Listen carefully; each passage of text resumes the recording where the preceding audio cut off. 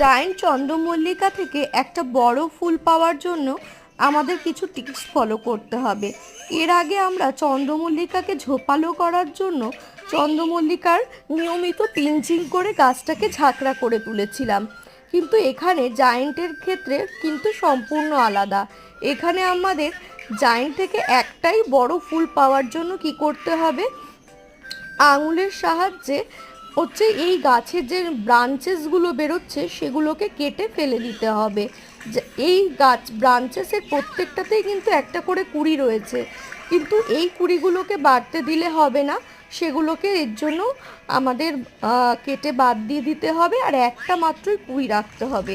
যদি সাইড দিয়ে আরও কুঁড়ি বেরোয় সেগুলোকেও আঙুলের মাধ্যমে আমাদেরকে খুঁটে বা ফেলে দিতে হবে, যাতে একটাই কুঁড়ি বড় আকারের হয়, এতে সৌন্দর্য বৃদ্ধি পাবে।